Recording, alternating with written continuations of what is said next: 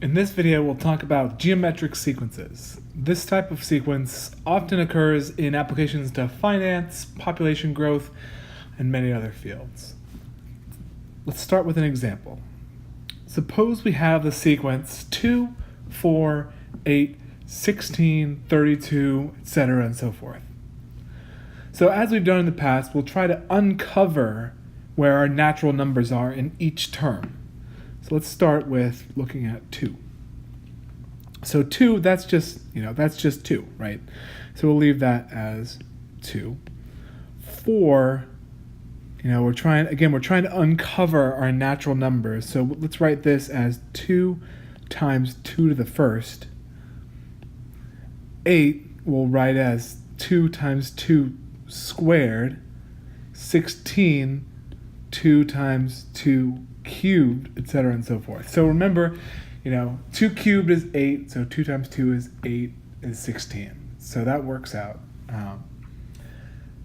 In particular, we write this as a sub n equals 2 times 2 to the n minus 1.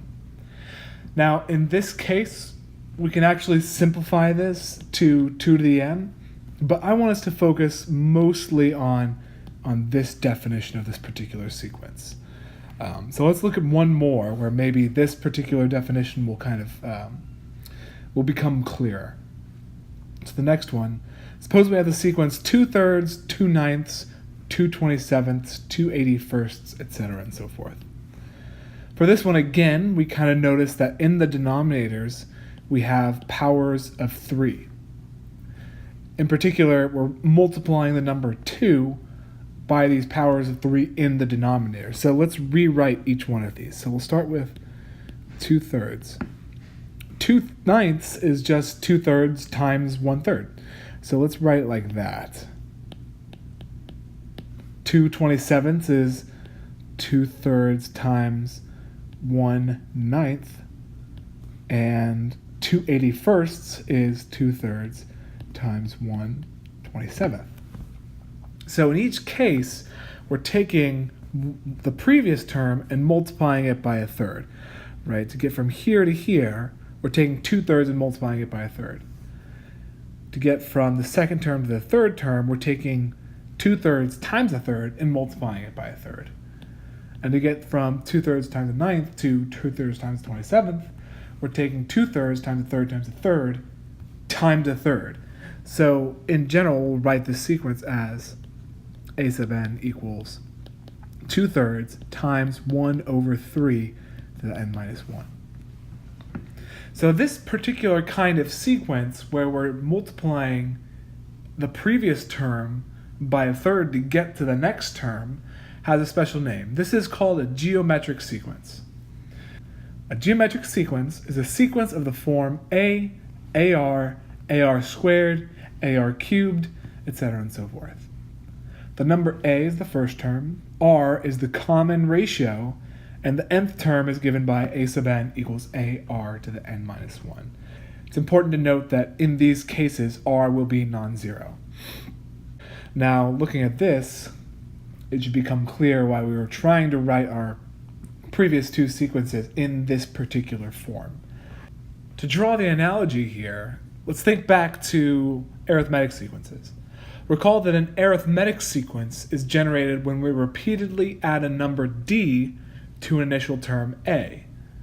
A geometric sequence is generated when we start with a number a and repeatedly multiply by a fixed non-zero constant r. Okay, so now we're going to take this a step further. We've talked about partial sums for arithmetic sequences. So from what we know about writing a series in sigma notation, a plus ar squared plus ar cubed plus all the way up to ar to the n minus 1 is the sum starting at k and k equals 1 and ending at n of a times r to the n minus 1, in other words, the nth partial sum.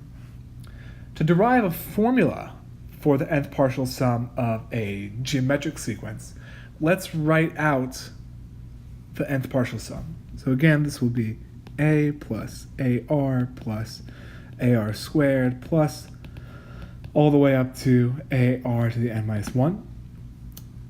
And like when we derived the arithmetic partial sum, we'll do something with the partial sum itself. So in this case, we'll multiply everything by r and subtract that from our original partial sum equation.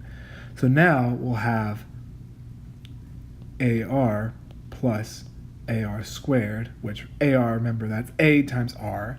AR squared is AR times R, all the way up to AR to the n minus 1 plus AR to the n.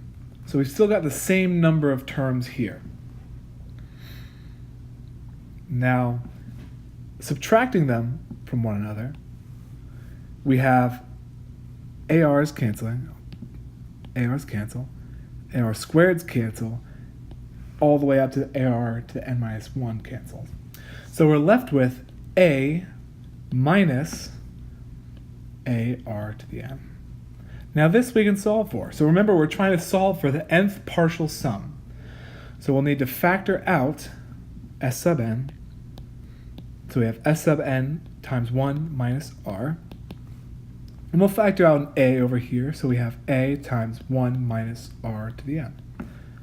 Now dividing over by 1 minus r, so we can isolate S sub n, we have S sub n equals a times 1 minus r to the n over 1 minus r. So this is our formula for the nth partial sum of a geometric sequence. For the geometric sequence defined by a sub n equals ar to the n minus 1, the nth partial sum, S sub n equals a plus ar squared plus all the way up to plus ar to the n minus 1, for r not equal to 1, is given by S sub n equals a times 1 minus r to the n over 1 minus r.